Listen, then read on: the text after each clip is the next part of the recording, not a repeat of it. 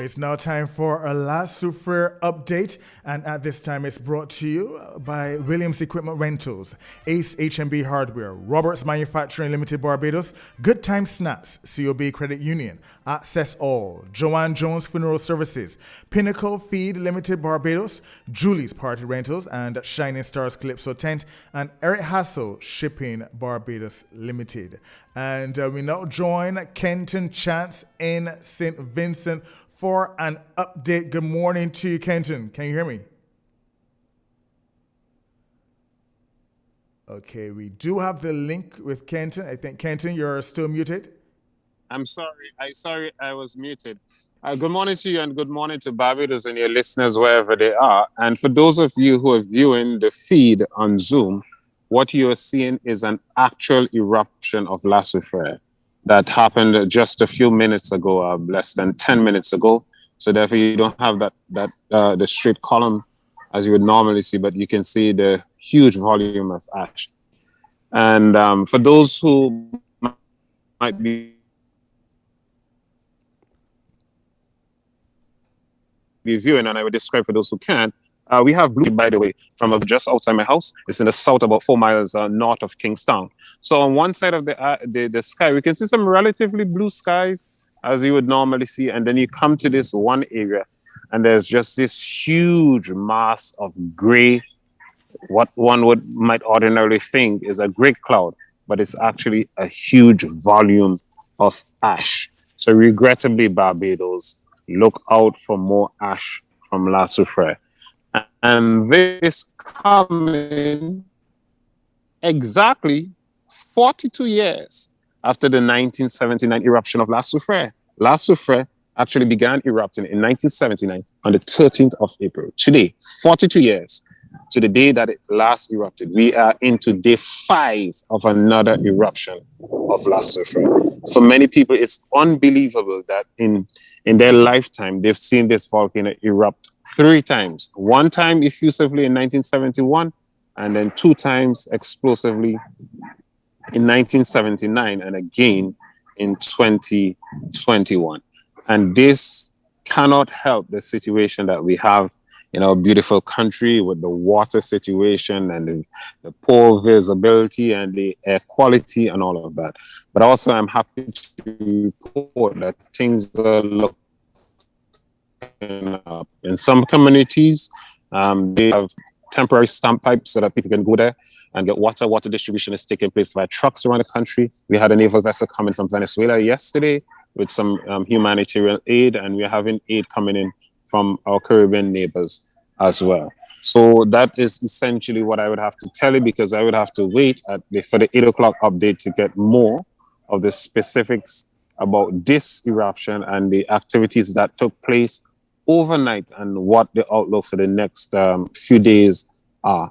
But I was telling a colleague yesterday evening that a team went down to the north of the country on board one of our Coast Guard vessels, and the images that we've seen coming out, they're not good.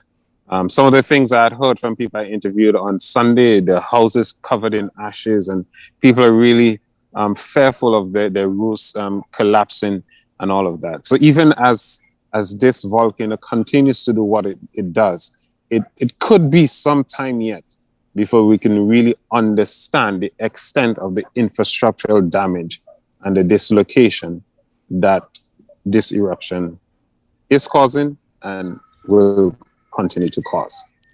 So I will be back with you at... Sure, go ahead. Yeah, just a quick question, because I know your time is limited, but from your standpoint, I know we have the official update at 8 o'clock, but from your standpoint and what you're seeing, if you're feeling or hearing anything, how does this compare to the other eruptions? Well, the scientist, he said already that he expects this eruption to be bigger than 1979.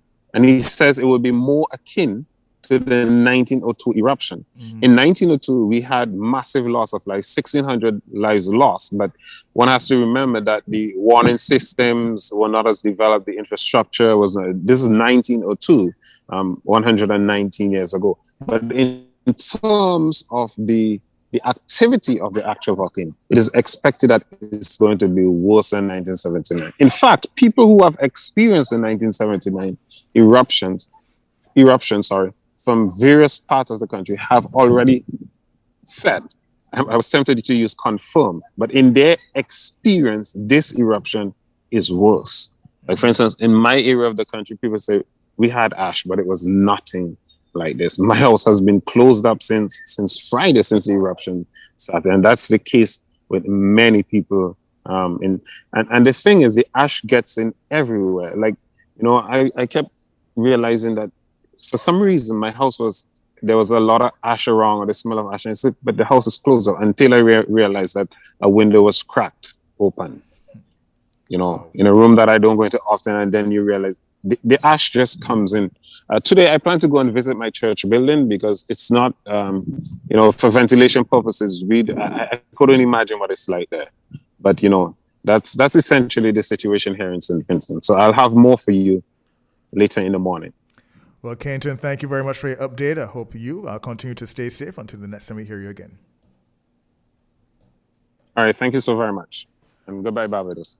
All right, that was Kenton Chance live from St. Vincent, and he confirmed just about 15 minutes ago another eruption from the La Soufriere volcano.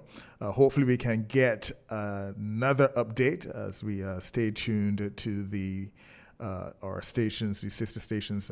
We have NBC Radio in St. Vincent. They have been giving us some updates, so once we can get a live feed from them, we'll share that with you as well. But that update brought to you at this time with the kind compliments of Williams Equipment Rentals, Ace HMB Hardware, Roberts Manufacturing Limited Barbados, Good Time Snacks, COB, Credit Union, Access All, Joanne Jones Funeral Services, Pinnacle Feed Limited Barbados, Julie's Party Rentals, and Shining Stars Calypso Tent, and Eric Hassel Shipping Limited Barbados.